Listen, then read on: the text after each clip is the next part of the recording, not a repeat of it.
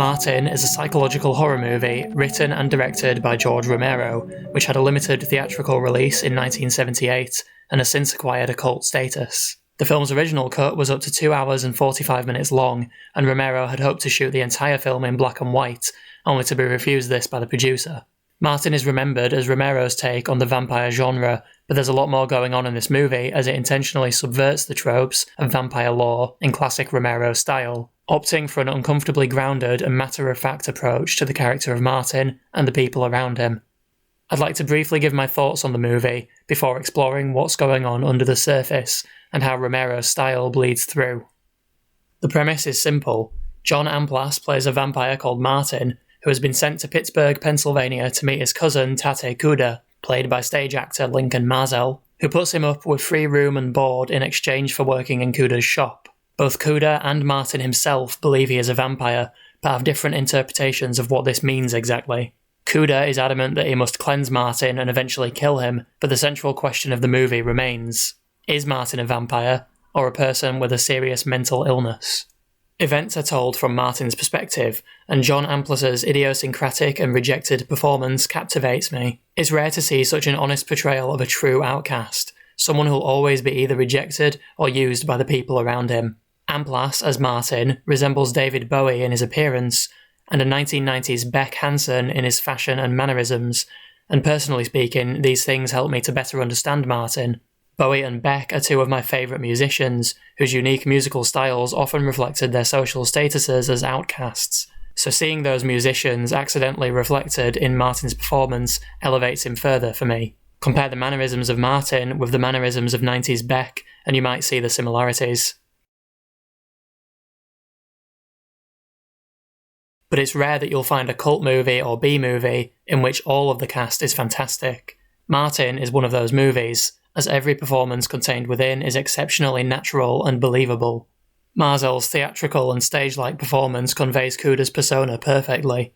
He's an uptight, fanatical, and extremely devout Catholic who believes in vampires, so Marzel's dramatic line delivery works wonders.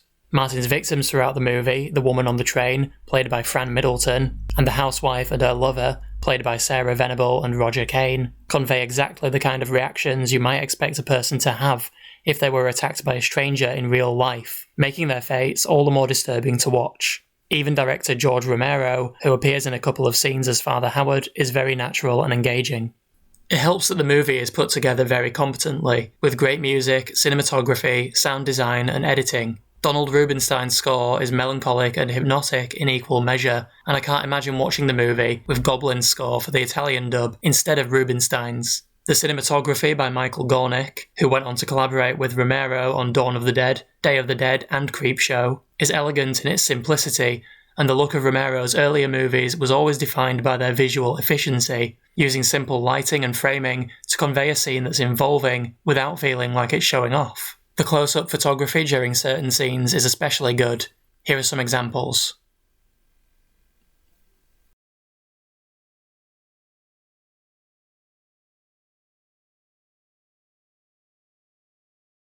Romero edited the movie himself, as he often did with these earlier movies, and the faster-paced scenes in the movie, like the attack on the train and the home invasion, are elevated by that magical combination of Romero's frantic editing and Gornick's efficient and intimate photography. Whoops, did I say magical? There is no real magic. There's no real magic ever. If there are two things that define a classic Romero movie, they're as follows. 1. The world is miserable, people do terrible things, and there's no such thing as magic. And 2. The world needs to change, and it needs to change now. Romero's movies tend towards progressive social commentary, and will use fantasy monsters like zombies to express a sense of frustration with the lack of progress American culture has made. Romero's body of work tells us that society should eschew the old ways in favour of the new. Romero's movies are notable for modernising and recontextualising a number of classic horror tropes, using them to convey this central message. His original Living Dead trilogy is all about a new society rising up to consume and replace the old one, with each movie telling us something about human nature and American culture. Night of the Living Dead was more generalised, focusing on a cast of characters that functioned as a sort of microcosm for the people of America, but the most obvious scene comes when a child who's come back from the dead as a zombie kills and eats her own mother. Dawn of the Dead highlights American consumerism and the normalization of spending money, while Day of the Dead represents the final death throes of the old society, as it is completely and utterly replaced by the new world. Romero's zombies aren't just zombies, they represent a new world order and a sense of frustration with the current world. Night of the Living Dead changed zombies forever. No longer were they the leftovers of Haitian folklore, but a commentary on the stagnation of American culture, which have been endlessly misappropriated by the slew of lazy zombie movies that followed, and continue to do so. Two of Romero's most overlooked films, Martin and Season of the Witch, take the same approach to other classic monsters, specifically witches and vampires. Season of the Witch trades the classic witch archetype, with its roots in misogynistic religious persecutions, for a progressive feminist angle that characterises a witch as a woman who's broken free from the shackles of the men who control her life. And finally, to get back on topic, Martin swaps the classic vampire archetype for the story of a man who is the victim of an inherited illness and is persecuted by his devoutly religious family as a result. I'm going to make some commentary on specific scenes now, and I'll finish this video by drawing some conclusions on the overall themes of the movie. Let's start with the sequence on the train which opens the movie. Straight away we learn Martin's routine as he fixates on a woman he doesn't know and prepares to attack her, equipping himself with a sedative needle and a razor blade. He fantasises about seducing the woman before breaking in and attacking her for real. After she's been sedated, he strips her naked and cuts her wrists, drinking her blood and allowing her to die. He then stages her room to look like the scene of a suicide, cleans up and leaves. There's a huge contrast between Martin's fantasy, finding his victim perfectly made up and ready to be seduced, and the reality. The room is untidy and cluttered, and his victim comes out of the bathroom wearing a face mask, blowing her nose and flushing the toilet in an unflattering and realistic manner. After he's sedated her, the woman's reaction is incredibly believable as she repeatedly yells and swears at him at first. Okay, son of a bitch! Just some sort of freak rapist asshole! Only to realise she's been drugged, desperately asking Martin what he gave her and why he won't tell her what he wants. What was in it? Tell me! What? Damn it, why won't you say something to me? What the hell do you want? Where the average splatter movie might portray a victim screaming endlessly as she's butchered, Martin goes to great lengths to humanise its victims, making its death scenes incredibly discomforting to watch. A smaller moment next. Notice that the train has the number 6006 printed on the front, twice. At first I took this as a subtle nod to the demonic number 666, but I actually googled the exact number 6006 and learned a few things. For one, the Roman numeral for the number is as follows. Notice there are 6 letters M, the first letter of Martin's name, once for each of the 6 letters in his name. More interestingly, I learned about angel numbers, a spiritualist interpretation of numerology that associates specific numbers with personality types and posits that any number you recurrently see in your everyday life is your angel number. Supposedly, 6006 describes a person who is quiet and shy, prefers not to stand out, and is hesitant to enter a relationship, exactly like the character of Martin. Is all of this a coincidence? Did the concept of angel numbers even exist in the 70s? I don't know, to be honest, but I thought it was worth pointing out. Next, some of the earlier scenes establishing the character of Tate Kuda.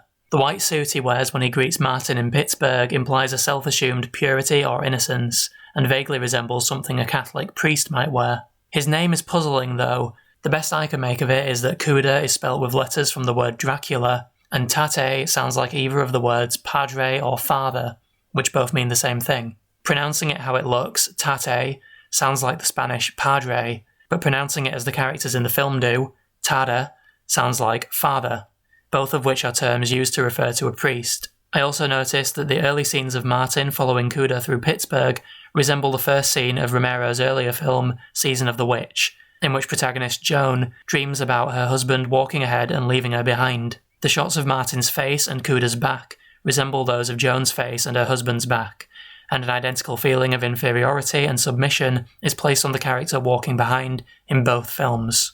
Finally, the home invasion sequence about halfway through the film. As with the train sequence at the start, the focus on humanising the victims and illustrating the stark reality of the situation is brilliant. Martin breaks into a woman's house expecting her to be alone, knowing that her husband is away on a work trip, but he's surprised to find her in bed with another man. She's having an affair, and now Martin has to improvise around the presence of someone else. The man, Lewis, assumes Martin is the woman's husband, but her reaction is terrifying. No reason to get upset about anything, okay? I don't know him! She can't bring herself to phone the police because her affair will come to light, and Martin panics as he runs up and down the house, trying to prevent Lewis from leaving. What's particularly interesting about this sequence is the use of sound and visuals to throw the viewer off guard. An echoing voice repeats Martin's name over his usual black and white visions. Martin. Martin.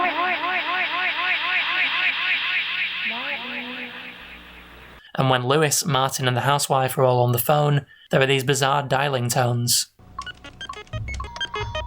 All of this, coupled with the headache-inducing interior design of the house, makes for an anxiety-inducing horror sequence. Martin ends up drinking the man's blood rather than the woman's, killing him in a particularly slow and torturous way that feels like a punishment. This man, Lewis, has ruined Martin's plans and cost him precious time with his intended victim. And it's clear at this point that Martin has a sort of relationship with these women inside his head. He stalks, sedates, strips and rapes them, then drinks their blood before they die. To Martin, this ritual must be sacred and perfect, and the movie constantly reminds us of that dichotomy, that we, the audience, are sympathising with a serial killer.